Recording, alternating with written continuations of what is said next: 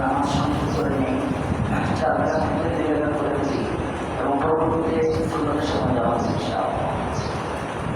আলহামদুলিল্লাহ হামদান ওয়া মুসল্লিমান ওয়া মুসল্লিমা আম্মা বা'দু ফাআউযু বিল্লাহি মিনাশ শাইতানির রাজীম। বিসমিল্লাহির রাহমানির রাহিম। وأوحى ربك إلى النحل أن اتخذي من الجبال بيوتا ومن الشجر ومما يعرشون ثم كلي من كل الثمرات فاسلكي سبل ربك ذللا يخرج من بطونها شراب مختلف ألوانه فيه شفاء للناس في ذلك لآية لقوم يتفكرون। الحمد لله।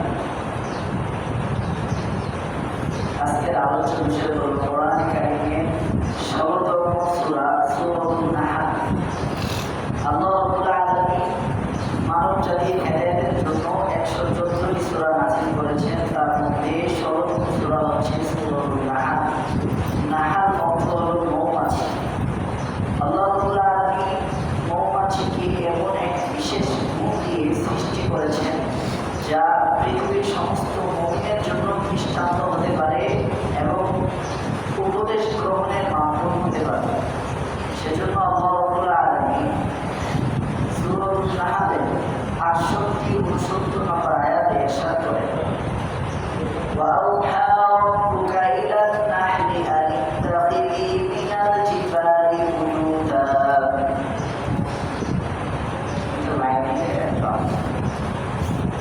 وأوحى ربك তোমার প্রতিপালক আল্লাহ রাব্বুল আলামিন নবীজি মুহাম্মদ সাল্লাল্লাহু আলাইহি ওয়াসাল্লামকে বলছেন, তোমার প্রতিপালক আওহা ওয়াহী প্রেরণ করেছেন।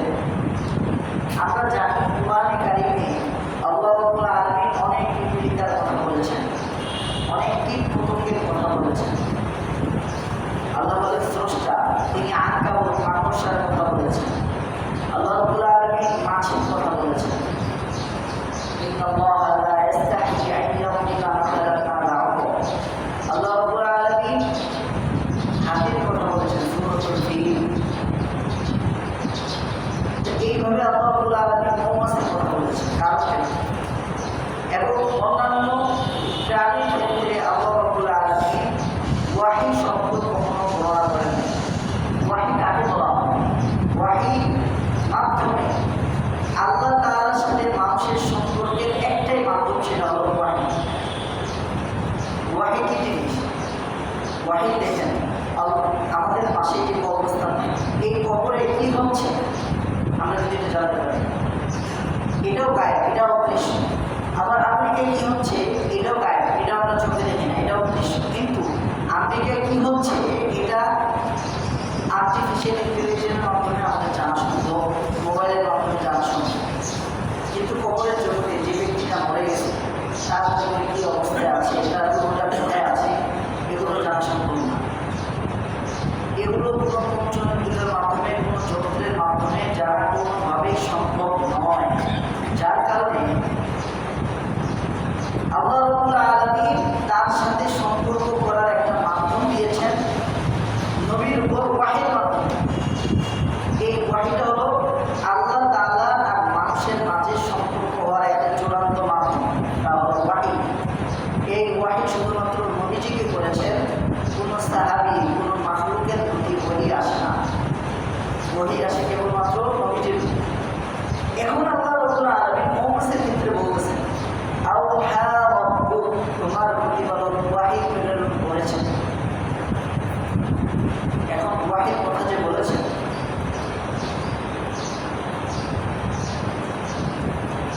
ওয়াহী মাকড়সার থেকে করা হয়নি, হাতের কাছে ওয়াহী করা হয়নি, মাছের কাছে ওয়াহী করা হয়নি। খুব তুচ্ছতা ছিল সাপ, সাপের কথা আল্লাহ তাআলা বলেছেন, সাপের কাছে ওয়াহী আসে। ওয়াহী কেবলমাত্র মৌমাছির, কারণ মৌমাছির মধ্যে আল্লাহ তাআলা কিছু পেয়েছে। তো আগে আয়াতের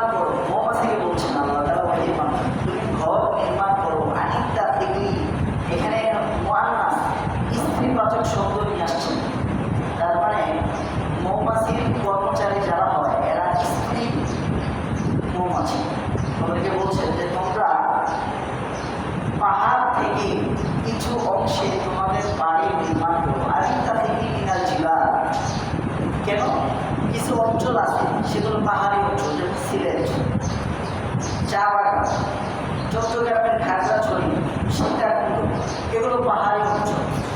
এই সমস্ত এলাকায় গাছপালার তুলনায় পাহাড় বেশি থাকে।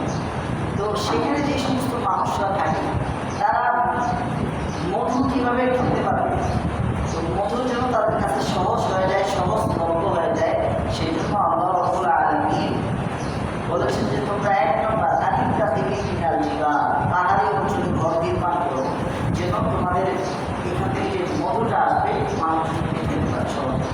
2 নম্বর ওয়ামিনাস শাজারি, গাছপালা থেকে কিছু অংশে তোমাদের বাড়ি নির্মাণ করো।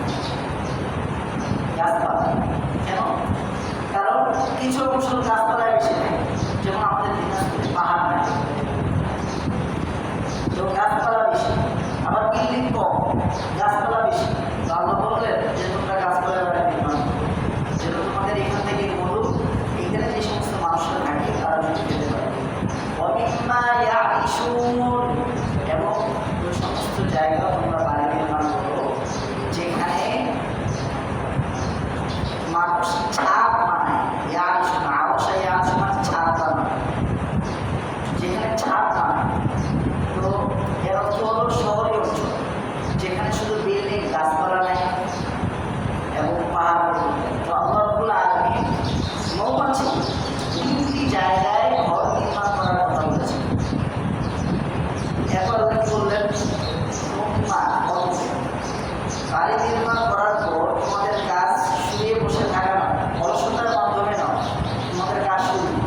আল্লাহ মৌমাছিকে বলছেন সুম্মা, কি করবা? কুলি, তোমরা আহার করো।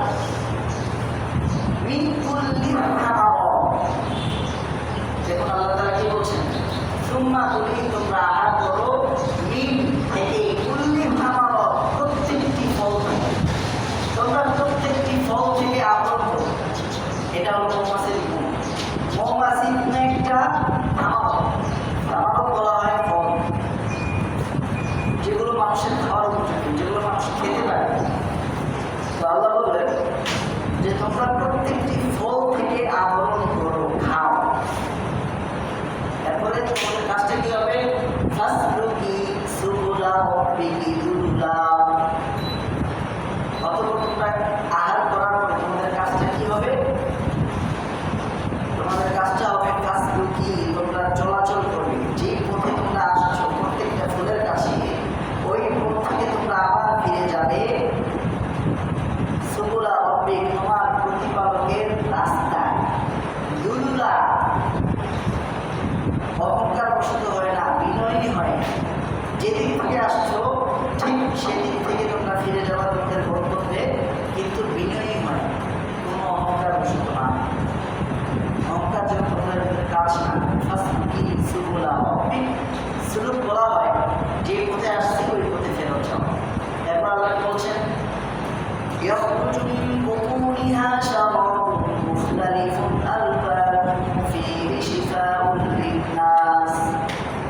এরপর মৌমাছির আদেশ শেষ। এরপর আল্লাহ বলছেন ইয়াখরুজু, বের হয়, মিন বুতুনিহা, মৌমাছির পেট থেকে, শারাবুন, পানীয় দ্রব্য, মুখতালিফুন আলবানুহা, যার রং কালার বিভিন্ন ধরনের হয়ে থাকে, যার কালারটা বিভিন্ন ধরনের হয়ে থাকে।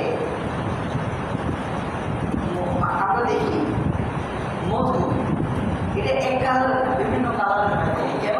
কারণ আল্লাহ রাব্বুল আলামিন মৌমাছিকে আদেশ করেছেন যে তুমি প্রত্যেকটি ফুল থেকে, প্রত্যেকটি ফল থেকে মধু আহরণ করবে। তো সবগুলার কালার তো এক হয় না, এই জন্য আল্লাহ বলে দিয়েছেন সব মধু উপকারী, কিন্তু কালার এক হবে। এরপর আল্লাহ কি বলছেন? ফি, এর মধ্যে কি আছে? শিফাউল লিন-নাস, পৃথিবীর সমস্ত মানুষের জন্য শিফা ও আরোগ্য আছে। মানে মানুষের অনেক রোগ বালাই থাকতে পারে, এই রোগ বালাই থেকে মুক্তি পাওয়ার একটা মহা মাধ্যম এখানে আছে। ফি শিফাউল লিন-নাস, এটা কিন্তু বলে নাই প্রত্যেকটি রোগের ওষুধ, এটা বলছে মানুষের লিন-নাস, মানুষের জন্য শিফা ও আরোগ্যতার মাধ্যম আছে, আরোগ্য আছে ফি, মধুর মাঝে। ইন্না ফী যালিকা লাআয়াতান লিকাওমিন ইয়াতাফাক্কারুন, নিশ্চয়ই ওই সমস্ত জাতির জন্য এদের নিদর্শন রয়েছে, ইয়াতাফাক্কারুন, যারা ক্রমান্বয়ে চিন্তা করতে থাকে। দেখুন আল্লাহ রাব্বুল আলামিন যখন জাহান্নামীদেরকে ফেলে দিবেন, তখন জাহান্নামের কিছু রক্ষক আছে, ফেরেশতা আছে, তারা জিজ্ঞাসা করবে তোমরা কি জন্য এখানে আসছো? তখন তারা উত্তর দেবে লাউ কুন্না নাসমা, হায় যদি আমরা শ্রবণ করতাম। কি শ্রবণ করতাম? কোরআনের বাণী, উপদেশ। আও নাকিল, এরপর কি বলছেন? অথবা যদি অনুধাবন করতাম। অনুধাবনটা কিন্তু এভাবে বলে নেই যদি শ্রবণ করে অনুধাবন করতাম, এটা বলে নেই, বলছে হায় যদি শ্রবণ করতাম, অথবা উপদেশ যদি শুনতেও না পারে। সবাই কিন্তু বয়ান শুনতে পারে না, কোরআন হাদিসের বয়ান সবার শোনা সম্ভব হয় না, কারণ এক একজনের পেশা এক এক ধরনের হয়ে থাকে। বলছে আও নাকিল, যদি আমি চিন্তা ভাবনা করতাম, মা কুন্না ফী আসহাবিস সাঈর, তাহলে আজকে আমি জাহান্নামে যেতাম না। তাহলে আল্লাহ তাআলা এখানে চিন্তা করাকে হাইলাইট করছেন পৃথকভাবে, আলাদাভাবে, কারণ চিন্তা এমন একটি শক্তি। আল্লাহ রাব্বুল আলামিন যে তিনটা মানুষকে যখন জন্ম দিয়েছেন, মানুষকে যখন মায়ের পেট থেকে বের করেন, তখন আল্লাহ তাআলা তিনটে আমাদের কথা বলেছেন, সামউন, বাসর, আফইদা, দৃষ্টি শক্তি, শ্রবণ শক্তি, বুঝ শক্তি। এই তিনটাই হলো এতটাই শক্তিশালী যে একটা আরেকটা সহযোগী না। আমি কিন্তু মৌমাছি থেকে এই দিকে আসলাম একটু বোঝার জন্য। দৃষ্টি শক্তি, অনেক মানুষের দৃষ্টি শক্তি নাই, তারপর চলাফেরা করতে পারে, কেন? কান দিয়ে শুনে। আবার অনেক মানুষ কান দিয়ে শুনতে পারে না, তারপর চলাফেরা করতে পারে, কেন? চোখ দিয়ে দেখে। মানে এই কান স্বতন্ত্র কাজ করে, দৃষ্টি শক্তি স্বতন্ত্র কাজ করে। তাহলে এখানে চিন্তাকে হাইলাইট করেছে।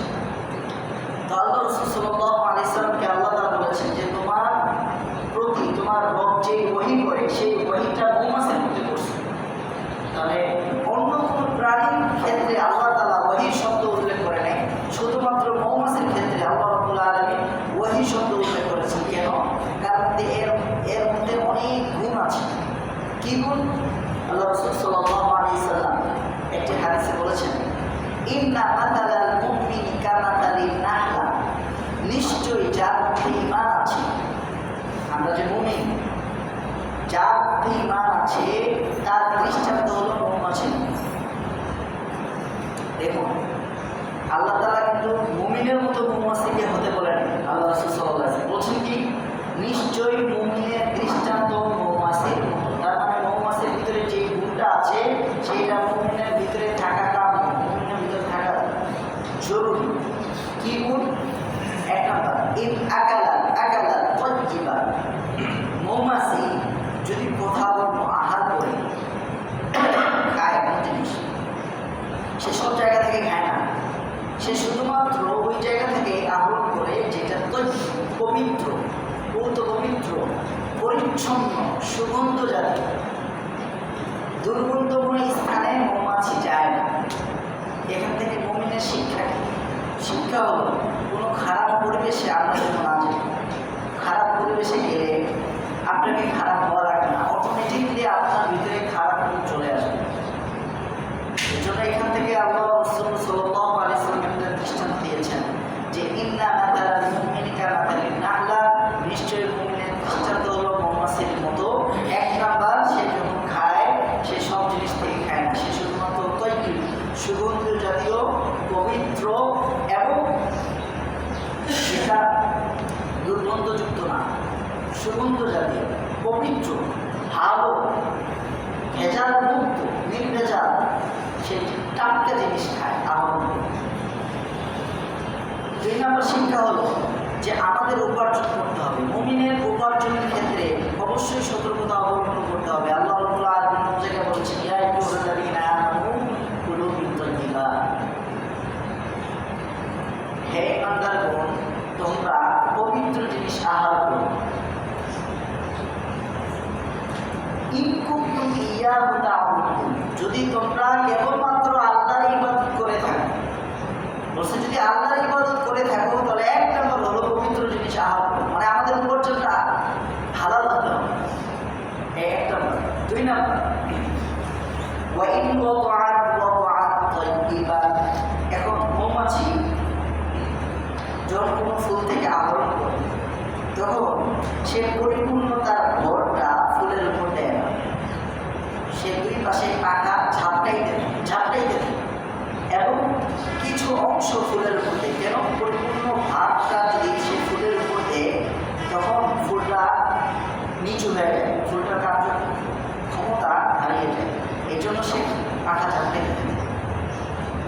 এত দ্রুত ঝাপটাইতে সে মধুটা আহরণ করে। তো এখান থেকে মুমিনের দৃষ্টান্ত হলো সে মধু থেকে ততটাই গ্রহণ করে, যতটা গ্রহণ করে তার থেকে বেশি কিছু দেয়। কি দেয়? এক নম্বর, ফুলের মধ্যে সে প্রজনন ক্ষমতা বৃদ্ধি করে দেয়। একটা ফুলের অণু আনে আরেকটা ফুলের ভিতরে মিশ্রণ করে দেয়, সেখান থেকে ফল আসে। তো সে আবার পরিষ্কার করে দেয়, সুন্দর করে। আগে এই ফুলটা যেমন ছিল এখন আবার সজীবতা দান করে, এটা মৌমাছি।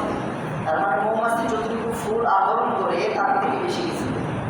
এখান থেকে মুমিনের দৃষ্টান্ত হলো আমরা সামাজিক, আমাদের সমাজে চলতে হলে প্রত্যেকটা মানুষ কিছু দেয় কিছু নেই।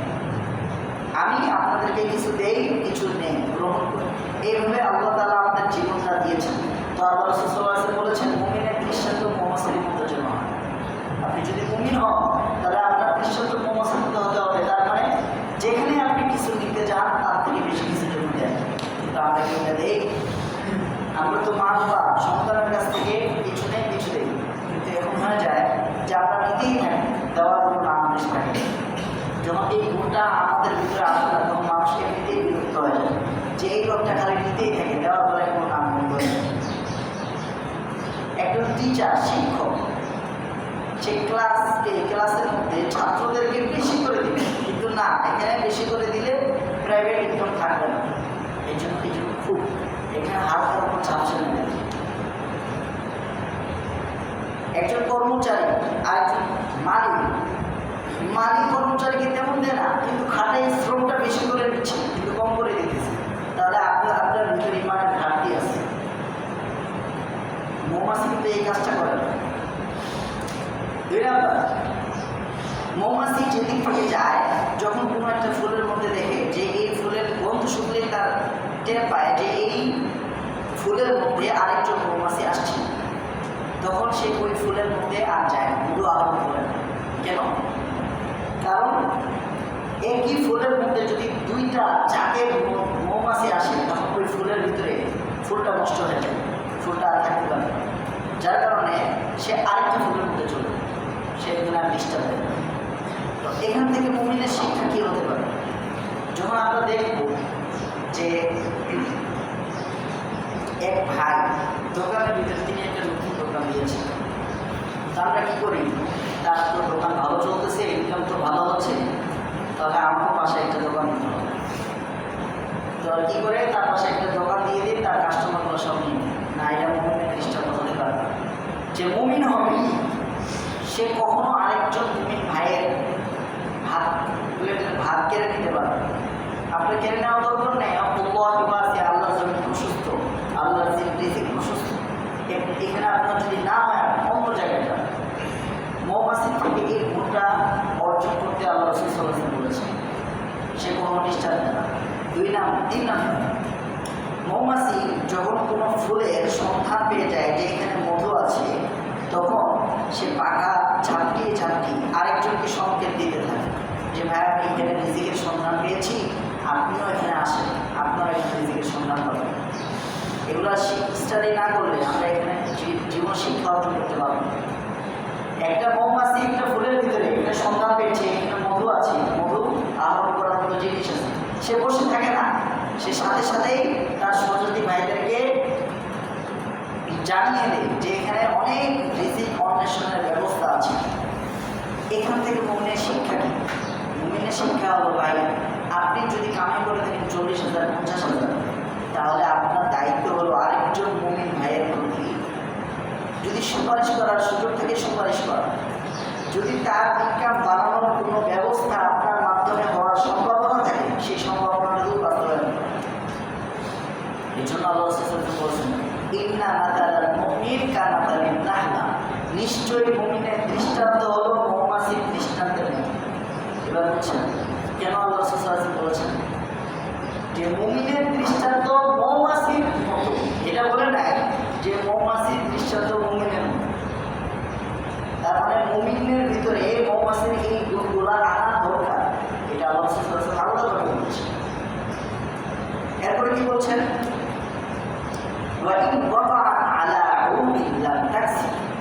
যদি কোথাও বসে বা কোনো একটা ফুল থেকে ওটাকে নষ্ট এখান থেকে মুমিনের শিক্ষা হলো মুমিন যেখানেই যায় তার ভিতরে ভালো গুণগুলা সে সবসময় মানুষকে দিবে, সে সমাজকে নষ্ট করবে। বরং সমাজের ভিতরে যদি কোনো নষ্ট থাকে সেগুলো সে দূর করার চিন্তা করে, সংস্কার করার চিন্তা করে, সেটাকে নষ্ট করে দিবে। কিন্তু সেই মনটাকে আমরা যে মমিন বলে দাবি করি, মমিনের বিপরীত কিন্তু কাফের। যার ভিতরে ইমান নাই বা ইমানের দুর্বলতা আছে এর বিপরীতেই কিন্তু কাফের। তো এই জিনিসটিকে আমাদের ভিতরে আছে, কোনো সমাজে গেলে সমাজকে সংস্কার করার চেষ্টা করি নাকি সমাজের ভিতরে আরো শৃঙ্খলা করার চেষ্টা করি? তো আল্লাহ রাসূল সাল্লাল্লাহু আলাইহি ওয়াসাল্লাম বলেছেন যে তার ভিতরে শৃঙ্খলা বল আছে। এরপর কি বলছেন? ওয়ালান তুফসি, কখনো নষ্ট করে না। তো এই হলো মৌমাছির দৃষ্টান্ত। তো মৌমাছি যখন সে মধুটা আহরণ করে, দেখুন সে আহরণ করতেছে ভালো, আবার দিতেছে ভালো। এই জন্য আল্লাহ রাসূল সাল্লাল্লাহু আলাইহি ওয়াসাল্লাম বলেছেন যে মুমিন তার ভিতরে এমন গুণ থাকতে হবে, সে ভালো অর্জন করবে, ভালো কিছু অর্জন করবে, ভালো কিছু দেখবে, ভালো কিছু শিখবে এবং মানুষকেও ভালোটা দেবে, ভালোটা দেবে। এই গুণটা আমাদের ভিতরে নাই। আমরা কিন্তু সবার কাছ থেকে নেই, নেওয়ার সময় ঠিকই নিচ্ছি, কিন্তু মানুষকে যখন সার্ভিস দেওয়ার সময় আসে তখন কিন্তু আমরা ভালোটা নেই। আপনি এটা বলতে পারেন যে হুজুর যে এই জিনিসটা তো ছোটোখাটো যারা আছে এরা দেয় না। আমাদের জিনিস দেখতে হবে যে সর্বোপরি বৃহত্তম যারা আছে, ক্ষমতার ক্ষেত্রে বৃহত্তম জায়গায় যারা আছে এবং পরিকল্পনার জায়গায় যারা বৃহত্তম পরিকল্পনার জায়গা আছে তাদের এটা দেখতে হবে যে তারা সমাজে কী দিতেছে। এরপরে আল্লাহ রাব্বুল আলামিন মৌমাছির একটা বর্ণনা করেছেন যে তুমি আল্লাহর ওহী পালন করতেছো, আল্লাহর আদেশ পালন করতেছো, আল্লাহর আদেশ পালন করে প্রত্যেকটা ফুল থেকে তোমাকে মধু সংগ্রহ করার ক্ষমতা তোমাকে দিয়েছি। অতএব মধু আহরণ করার পরে তোমার ভিতরে যেন কোনো অহংকার বা কোনো বড়ত্ব প্রকাশ না পায়। তুমি কী করবা? যেদিকে আসছো ওদিক থেকে মধু আহরণ করে আরো সুন্দর করে দুলুলা, দুলুল বলা হয় বিনয়ী, ভ্যালি নিচু হয়, বিনয়ী হয়, তুমি আবার ফিরে আসবে, কারণ তোমার থেকে মানুষ অনেক উপকার গ্রহণ করে। কিন্তু আমাদের মধ্যে কি দেখা যায়, যদি কেউ কোনো একটা প্রতিষ্ঠানের প্রধান দায়িত্বে থাকে, আপনারা স্পেসিফিকভাবে কোনো জায়গার জন্য নেবেন না, আমি কোরআন এবং হাদিস থেকে বর্ণনা করি, যদি এটা লেগে যায় যে আমার ভিতরে আছে তাহলে সংশোধন হওয়ার নিয়ত রাখে। তো আল্লাহ তাআলা বলেছেন ফাসলুকি সুবুলা রাব্বিক, তুমি তোমার প্রতিপালকের সুবুল মানে রাস্তায়, যেই রাস্তায় গিয়েছো সেই ওই রাস্তায় সোজা দুলুলা বিনয়ী হয়ে চলে আসবে। এর অর্থ হলো যখন আল্লাহ তাআলা আপনাকে কোনো একটা জায়গার প্রতিষ্ঠানের প্রধান দায়িত্বে রাখবেন তখন আপনার ভিতরে যথেষ্ট বিনয়ী আসা, এটা আল্লাহ তাআলার আল্লাহ বলছেন মৌমাছি খুব বিনয়ী হয়ে আসে। কিন্তু আমাদের দেখা যায় প্রত্যেকটা প্রতিষ্ঠানের প্রধান যিনি আছেন তার ধারে কাছেও যাওয়া যায় এবং তিনিও সরাসরি সব মানুষের সাথে সাক্ষাৎ করেন। এই গুণটা কোরআন হাদিস মতে এই গুণটা থাকে কারণ যে প্রধান দায়িত্বে থাকবেন তার মধ্যে বিনয় বেশি আশা করবে, এটা আল্লাহ তাআলার এই আদেশ। ফাসলুকি সুবুলা রাব্বিকি দুলুলা। এরপরে মৌমাছির ভিতরে আরেকটা গুণ আছে, তারা হলো সামাজিক। এক মৌমাছি যখন মধু আহরণ করে, সমস্ত মৌমাছিরা মধু আহরণ করেই একসাথে হয় করে মধুটা হয়। মধু আপনি তৈরি করতে পারবেনই না মৌমাছিকে একত্রিত করা ছাড়া। এখান থেকে মুমিনের দৃষ্টান্ত হলো যে আমরা যে সবাই মুমিন, আমরা সবাই এখন নিঃস্বার্থের চিন্তায় সবাই মগ্ন হয়ে আছে, কীভাবে আমার ইনকামটা বাড়বে, কীভাবে আমার নিজস্ব কিছু হবে, বাড়ি হবে, বিল্ডিং হবে, টাকা হবে, গাড়ি হবে, নিজস্ব সব চিন্তা করার কারণে, যার কারণে এত মুসলিম 17 কোটি জনগণের বাংলাদেশ, তার মধ্যে 95% মুসলমান। আমরা একত্রিত হয়েও নিজের দেশের কোনো একটা ভালো কিছু আমরা করতে পারি না। এটা আপনি হাসপাতাল বলেন, শিক্ষা প্রতিষ্ঠান বলেন, কর্ম প্রতিষ্ঠান বলেন, কর্মসংস্থান বলেন, যেটাই হোক পারি। অথচ মৌমাছি একটা প্রাণী, আমাদের চোখে মৌমাছির তেমন কোনো উল্লেখযোগ্য প্রাণী না,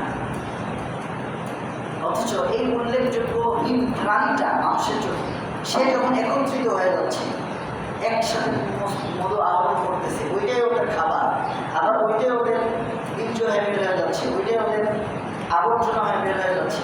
আবার ওইখান থেকে আল্লাহ রাব্বুল আলামিন এমন একটি সিস্টেমে আমাদের জন্য শেফা স্বরূপ মধু আহরণ বের করতেছেন।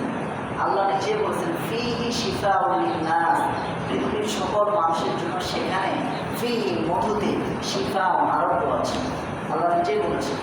তাহলে তাদের ভিতরে যদি সামাজিকতা না থাকতো, ঐক্য না থাকতো, তাহলে মধু হইত না। এখান থেকে মুমিনের দৃষ্টান্ত হলো যে মুমিনরা সব একত্রিত হয়ে থাকে। মুমিনরা সবসময় খেয়াল রাখবে যে আমাদের এখানে কি কাজটা করলে মানুষের উপকার হবে, মানুষের কি আমরা উপকার করতে পারি, মানুষের কি রোগ আমরা দূর করতে পারি। নাই, এই চিন্তা মানুষের এখন ভিতরে নাই। যার কারণে আমাদের শিক্ষার ক্ষেত্রেও যদি অধিক শিক্ষা অর্জন করতে হয় বাইরের দেশে যেতে হবে। যদি আমরা ভালো চিকিৎসা দিতে চাই তাও বাইরে যেতে বেশি হবে। আমরা মানুষকে কিছু দিতে পারছি যেন ঐক্য না থাকতে পারে। তো আল্লাহ রাব্বুল আলামিন মৌমাছির ভিতরে এই গুণগুলো দিয়েছে। কোরআনে কারিমে মৌমাছির কথা শুধু একবার বলেছেন, না আবার মধুর কথা একবার বলেছেন, আসার সূরা মুহাম্মাদের 15 নম্বর আয়াত। এবং এটার ভিতরে গাণিতিক এমন অলৌকিকতা আছে, গাণিতিক অলৌকিকতা। রানী মৌমাছির ভিতরে ক্রোমোজোম আছে 32%, আর পুরুষ মৌমাছির ভিতরে ক্রোমোজোম ক্ষমতা আছে 16%। তো আল্লাহ রাব্বুল আলামিন সূরা নাহাল, মৌমাছি সূরা নামক যে সূরাটা সেটাও দিয়েছেন 16 নম্বর। সূরাতুল ফাতিহা, বাকারা, আলে ইমরান, নিসা, মাইদা, আনআম, আরাফ, আনফাল, তাওবা, ইউনুস, হুদ, ইউসুফ, রাদ, ইব্রাহিম, হিজর, নাহাল, 16 নম্বর স্থানে সূরাতুল নাহাল দিয়েছে 16। আর এই 16তম ক্রমজন ক্ষমতা পুরুষ মৌমাছির ভিতরে আছে। তো আল্লাহ তাআলা এমন গাণিতিক। আবার ওয়াআউহা রাব্বুকা ইলা নাহাল, আওহা 1, রব্বুক 2, ইলা 3, আর নাহাল 4 নম্বর। 4 নম্বর স্থানে নাহাল শব্দটি নিয়ে এসেছে। সূরাতুল নাহালের পুরো সূরাটার গাণিতিক যদি বলতে যাই তাহলে 10 মিনিট লাগে। গাণিতিক এমন অলৌকিকতা আল্লাহ তাআলা রেখে দিয়েছেন, এটা বুঝলে তখন আমাদের মনে হবে যে আসলে মহান জ্ঞানের অধিকারী যিনি জ্ঞানের উৎস, যিনি যার ভিতরে এতগুলো মানুষ সৃষ্টি করেছেন, কোনো সৃষ্টির মধ্যে ভাটা পড়ে না। এত পানি দিয়েছেন, পানির ভিতরে কোনো ভাটা নেই। আল্লাহ বলেছেন ওয়া ইন মিন শাইইন ইল্লা ইনদানা খাযাইন, এমন কোনো জিনিস নাই যে জিনিসের ঘরবাটা অফুরন্ত আমার কাছে নাই। এটা গাণিতিক জিনিসটা অনুধাবন করলে বোঝা যায়। এই জন্য আল্লাহ তাআলা আমাদেরকে মৌমাছির কথা বলতে বলেছেন। মৌমাছির গুণগুলো যদি আমরা অর্জন করতে পারি তাহলে আমাদের সফলতা আসবে। 2 নাম্বার সামান্য কথা বলে শেষ করে দিই। আল্লাহ রাব্বুল আলামিন 3 নাম্বার একটা ফল বলেছেন, ওয়া তিনি ওয়া যাইতুন। 3 ফলটা মানুষের জন্য খুবই উপকারী। কেন? ফল 3 ধরনের হয়ে থাকে, যার উপরেরটা খাওয়া যায়, ভিতরেরটা খাওয়া যায় না। যেমন খেজুর। 2 নাম্বার যার ভিতরেরটা খাওয়া যায়, উপরেরটা খাওয়া যায় না, যেমন ডাব, নারকেল। আর 3 নাম্বার যার উপরেরটা খাওয়া যায়, ভিতরেরটা খাওয়া যায়, সেটা হলো 3 নাম্বার ফল। এই 3 নাম্বার ফল আমাদের দেশে খুব কম পাওয়া যায়, কিনে নিতে হবে। তো এই 3 ফলটা যার উপরেরটাও খাওয়া যায়, ভিতরেরটা খাওয়া যায়, দুইটাই উপকারী। মুমিন হতে হবে এমন যার ভিতরের আচরণ যেটা মানুষ কেউ দেখে না, এবং যেটা বাহিরের আচরণ যেটা সবাই দেখে, এক হতে হবে। যদি আমরা এই গুণটা অর্জন করতে পারি তাহলে ইনশাআল্লাহ আমাদের কাঙ্ক্ষিত যে মাকসাদ, এই মাকসাদ আমরা অর্জন করতে পারবো। আল্লাহ রাব্বুল আলামিন আমাদের সবাইকে বোঝার, আমল করার তৌফিক দান করুন। আমরা সকলেই আগামী জুমা থেকে আমরা 50 আসা শুরু করবো। তাহলে 50-এ বয়ান শুরু হলে একটা বিষয়ের মধ্যে শেষ করার আমরা সুযোগ তৈরি করতে পারবো ইনশাআল্লাহ। যারা চার রাকাত সুন্নাত নামাজ পড়েন আমরা